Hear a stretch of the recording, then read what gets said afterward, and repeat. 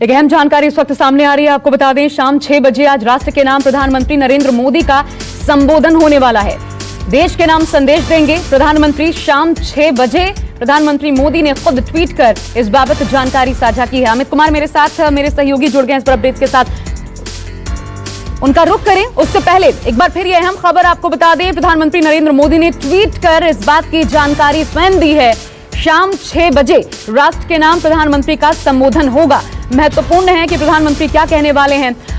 सबसे महत्वपूर्ण जिस फेज से इस वक्त देश गुजर रहा है, कोरोना के बढ़ते मामलों को देखते हुए, हालांकि एक दिन में संक्रमण के मामलों में रफ्तार आई है, लेकिन चुनावी माहौल को देखते हुए जैसे सरगर्मियां बिहार में बढ़ी हैं, क्या इस बाबत संबोधित कर सकते हैं? अमित कुमार मेरे साथ जुड़ गए हैं।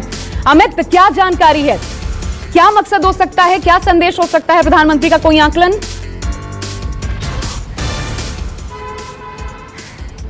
देखिए, सबसे बड़ी बात कि प्रधानमंत्री जब देश को संबोधित करते हैं तो आकलन लगाना बहुत मुश्किल होता है कि वो विषय क्या होगा और किन मसलों पर कहेंगे। लेकिन जो मौजूदा हालात है, मुझे लगता है कि जो कोरोना का जो हाल है, जो कोविड-19 का जो इम्पैक्ट है पूरे देश में, क्योंकि भले ही संख्या घट रही हो, लेकिन जिस तरह से लोगों के बीच में एक लापरवाही शुरू हो गई है, लोगों में बड़ी मात्रा में देखे जा रहा है कि बड़ी संख्या में लोगों में देखा जा रहा है कि ना वो मास्क का इस्तेमाल कर रहे हैं, ना हैंड सैनिटाइज कर रहे हैं, ना हाथ धो रहे हैं। तो ऐसे में बार बार कुछ दिन पहले ही प्रधानमंत्री मोदी ने कैंपेन चलाया था कि जब तक दवाई नहीं बन जाती तब तक आपको सावधान रहने की जरूरत है और मास्क और सैनिटाइजर और 2 गज दूरी बनाए रखने की जरूरत है। तो मुझे लगता है क्योंकि ये बार बार कहा जा रहा है कि जो फेस्टिव माहौल है, जो अभी आप देखिए तो लगातार दुर्गा पूजा, नवरात्रा शुरू है, इसके बाद दिवाली, छठ, तो तमाम फेस्टिवल का वक्त होगा। तो ऐसे में कैसे अपने आप को संभाल के रखना है, क्योंकि कोरोना में सिर्फ खुद को नहीं संभालना होता है बल्कि परिवार को संभालना जरूरी है। इसके अलावा चुनावी जो मौसम है उसमें देखा जा रहा है बिहार के चुनाव में तमाम जगहों पर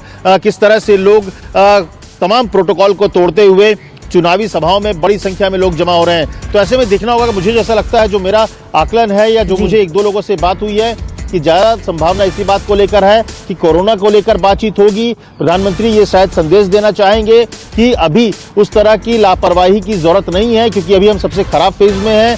नंबर भले ही कुछ घट गए हों, लेकिन पिछले कुछ दिनों से बार बार ये कहा जा रहा है कि आने वाले जो ठंड है वो बहुत ही मुश्किल भरा हो सकता है।